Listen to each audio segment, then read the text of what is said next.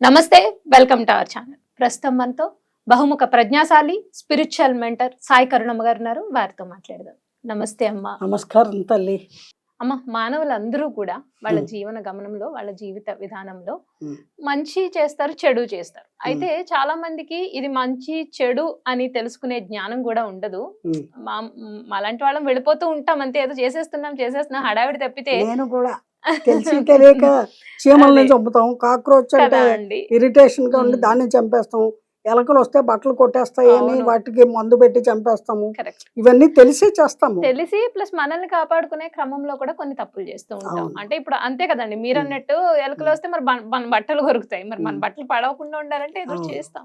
ఉమ్, so అలా చేస్తున్న క్రమంలో చాలా మంది ఆలోచించరు, ఉమ్, ఇది మంచి కర్మ చేస్తున్నామా లేకపోతే చెడు కర్మ చేస్తున్నామా. ఉమ్, ఆల్రెడీ ఎప్పటి నుంచో చెప్తూ ఉంటారు పెద్దవాళ్ళు కానీ, లేకపోతే చాలా మంది చెప్పిన మాట ఏంటంటే, మనం ఆల్రెడీ కూడా కొన్ని కర్మల్ని వెంట పెట్టుకునే వస్తాం. అవును. వాటిలో రిజల్టే మనం ఇక్కడ మనం జీవించే విధానం మీద డిపెండ్ అయి ఉంటుంది. మనకి మంచి చెడులా జరుగుతున్నాయి, ఏదైనా కష్టం వచ్చినా సుఖం వచ్చినా వాటిని రిజల్ట్ అని అంటూ ఉంటారు. ఉమ్, ఆల్రెడీ ఆ మూట అలాగే ఉంచుతాము, మళ్ళా మనం ఇంకొక కొత్త మూట బ్యాగ్ తయారు తయారు చేసుకుంటాం. చేసుకుంటాం. మళ్ళా ఉమ్, దీన్ని కూడా దాంతో పాటు క్యారీ ఫార్వర్డ్ చేస్తాం. ఉమ్, సో అసలు మంచి కర్మ అంటే ఏంటి, చెడు కర్మ అంటే ఏంటి, వాటిని ఎలా తొలగించుకోవాలి ఉమ్. అంటే అంటారు కదా. ఇప్పుడు మంచి గురించి మనము ఉమ్, ప్రత్యేకించి మాట్లాడుకోవాల్సిన అవసరం అవసరం లేదు. లేదులేండి. అవును. అంటే చెడు ఏమిటి, ఎందుకు చెడు పనులు చేయకూడదు, చెడు ఆలోచనలు చేయకూడదు అనేది తెలుసుకుంటే మిగతాదంతా మంచే. అంతే కదండి. అంచేత ఒక దురాలోచనలు, దుర్మార్గపు ఆలోచనలు, దుష్ట ఆలోచనలు రైట్. ఎవరైతే చేస్తారో అటువంటి వాళ్ళు ఎటువంటి కష్ట నష్టాలు పాలవుతారు అనేది ఒక చిన్న కథలాగా చెప్తాను. ఖచ్చితంగా ఖచ్చితంగా. ఒక ఊళ్ళో పూర్వము ఒక షావుకారు గారు ఉండేవారు. ఆయన చాలా కష్టజీవి, ఎంతో కష్టపడి చక్కగా ఆ ఊరికి మంచి షావుకారు అనే పేరు తెచ్చుకొని అందరితో ఐకమత్యంగా ఉంటూ తన వ్యాపారాన్ని అంటే కిరాణా కొట్టు, జనరల్ స్టోర్ లాంటిది. అప్పట్లో ఈ సూపర్ మార్కెట్లు అవి లేవు కదా, ఏదో అందరికి కావాల్సిన సరుకుల్ని అందుబాటులో ఒక షాప్ పెట్టి అవి వ్యాపారం చేస్తూ ఉండేవాడు. అలా అతను కొంతకాలానికి ఆ ఊరిలో వారందరి దగ్గర కూడా చాలా మంచి పేరు సంపాదించుకుంటాడు. షావుకారు గారు చాలా మంచి వ్యక్తి.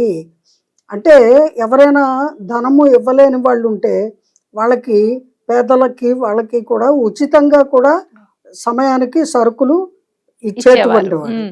అలాగే ఉన్న వాళ్ళ దగ్గర డబ్బులు తీసుకొని ఇచ్చేవాడు. వ్యాపారం చేసేవాళ్ళు జనరల్గా అలా చేయరు, కానీ ఆ కాలంలో అలా చేసేవారు. ఎందుకని, ధర్మబద్ధంగా న్యాయబద్ధంగా ఐకమత్యంగా నలుగురితో కలిసిమెలిసి ఉండాలి అనే సదుద్దేశంతో అలా ఉండేవారు. అలా ఉన్న ఆ షావుకారికి చాలా ఆలస్యంగా ఒక పిల్లవాడు పుడతాడు. ఒకే ఒక పిల్లాడు. వాణ్ణి కాలక్రమేణా తనలాగా మంచి షావుకారుగా తయారు చేయాలి, నా తదనంతరం కూడా ఈ పేరు ఇలాగే నిలబెట్టేటువంటి పిల్లవాడుగా వాడిని మలచాలి అని ఆ తండ్రి నిర్ణయించుకొని చక్కగా వాడికి కూడా విద్యాభ్యాసము కొంత జరిగిన తర్వాత వాడికి వ్యాపారంలో పెడతాడు. పెట్టి ఆ వ్యాపారంలో మెళకువలన్నీ నేర్పిస్తూ వాటితో పాటు మనుషులతో ఎలా సఖ్యతగా ఉండాలి, ఎలా సత్కర్మలు ఆచరించాలి, అందరితో ఎలా సవ్యంగా ఉండాలి అనేటువంటిది కూడా బోధిస్తూ ఉంటాడు. అలా కొంతకాలం అయ్యేసరికి ఈ పిల్లవాడు యుక్త వయస్కుడు అవుతాడు. అయ్యి వివాహం కూడా తండ్రి చేస్తాడు. కోడలు వస్తుంది. వచ్చిన తర్వాత అతను కొంచెము స్వేచ్ఛగా ఫీల్ అవుతాడు, నేను ఇప్పుడు ఇండివిజువల్ అని.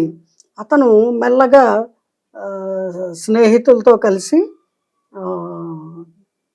బయట తిరగడాలు, వ్యాపారాన్ని కొంచెము తండ్రి చూసుకుంటున్నాడుగా అని నెగ్లెక్ట్ చేసి ఈ స్నేహితులతో ఎక్కువ కాలం గడపడము.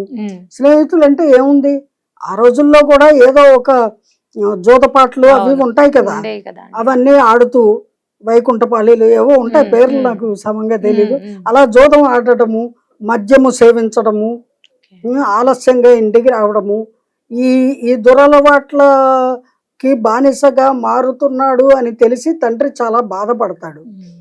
మామూలుగా ఉన్నప్పుడు వాడికి అనేక నీతి వాక్యాలు చెప్తాడు. నాయన ఇలా ఉండకూడదు, అలా ఉండాలి, ఇప్పుడు నీకు వివాహం జరిగింది, బాధ్యతాయుతంగా ఉండాలి, నీ భార్యను కూడా చూసుకోవాలి, నువ్వు తల్లిదండ్రులుగా మమ్మల్ని చూసుకోవాలి, మేము వయోవృద్ధులు అవుతున్నాము, ఇంకా మొత్తం మన వ్యాపారం అంతా నువ్వే చూసుకోవాలి, నువ్వు ఈ రకంగా సంచరించడం సరైన పద్ధతి కాదు అని చెప్తాడు.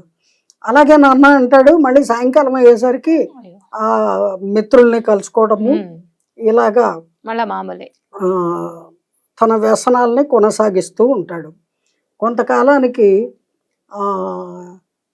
ఇతను పూర్తిగా వ్యాపారాన్ని నిర్లక్ష్యం చేసేసి పని వాళ్ళ మీద తండ్రి మీద విడిచిపెట్టేసేసి తిరుగుతూ ఉంటే తండ్రి అంటాడు, ఇంకా నేను వయోభారంతో ఉన్నాను, మొత్తం వ్యాపారం నువ్వే చూసుకోవాలి, నువ్వు ఎక్కడికి కదలడానికి వీల్లేదు, నేను ఇంటి పట్టున ఉంటాను, నేను ఏ క్షణమందైనా భగవంతుడి పిలుపు రావచ్చు నాకు, అని చేత నువ్వే చూసుకో అని అప్పచెప్తాడు.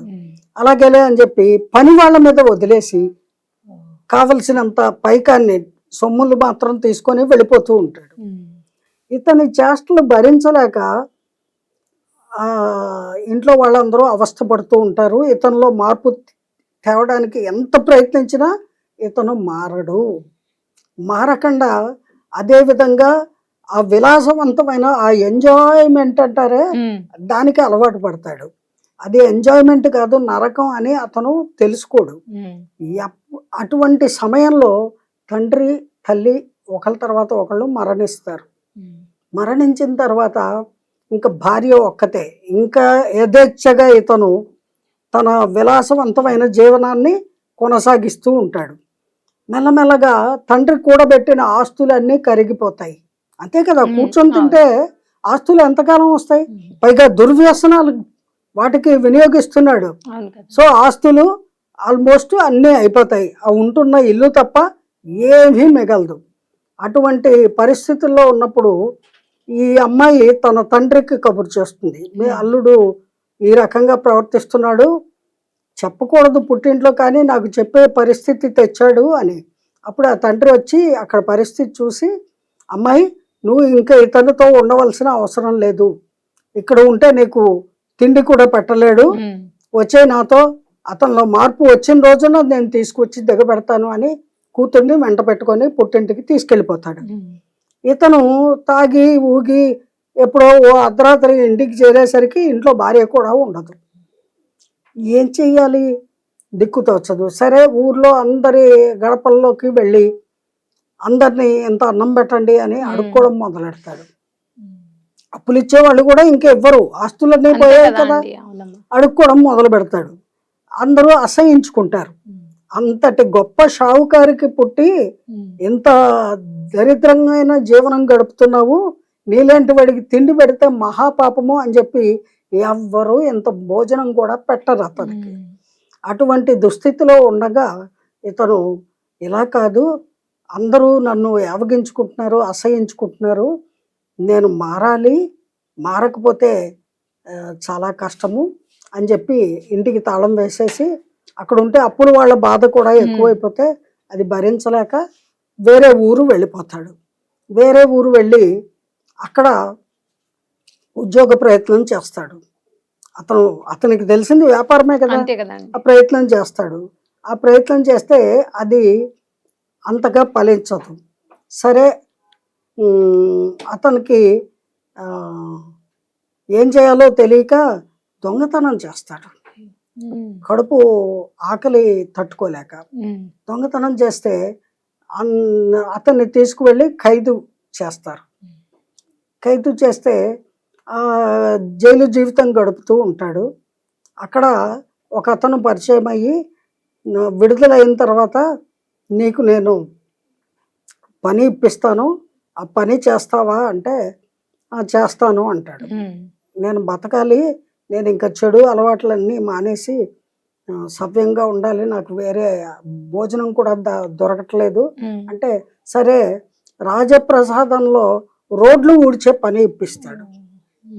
ఇతను రోడ్లు ఊడుస్తూ ఉంటాడు.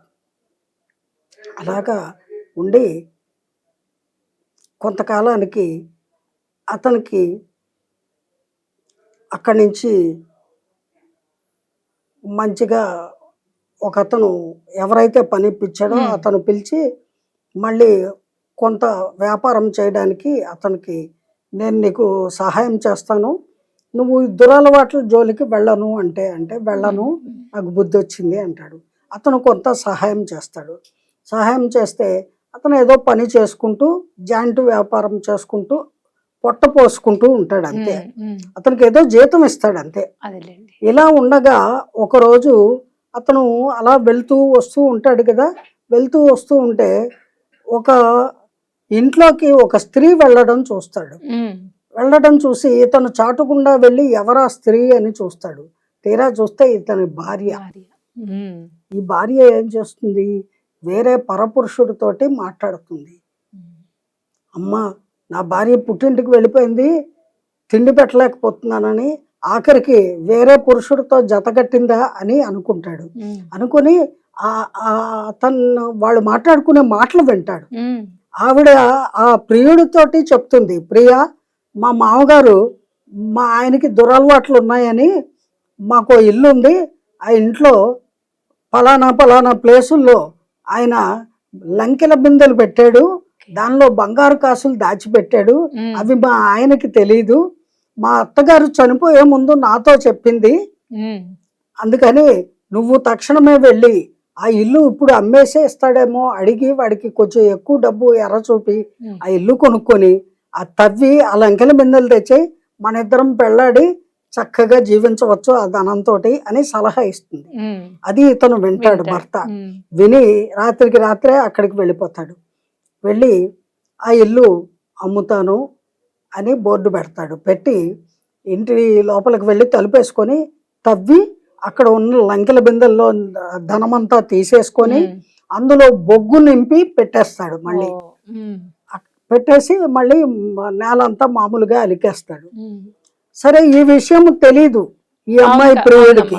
వాడు అధిక వెల ఇచ్చి ఈ ఇంట్లో ఉన్న షావుకారు గారు చాలా మంచి పేరు తెచ్చుకున్నారు, అంచేత ఈ ఇల్లు కొనుక్కుంటే నాకు కూడా మంచి అన్ని విధాలా కలిసి వస్తుంది అనే భావంతో కొంటున్నా అని చెప్పి వీడికి అధిక మొత్తంలో డబ్బు ఇచ్చి ఆ ఇల్లు కొనుక్కుంటాడు.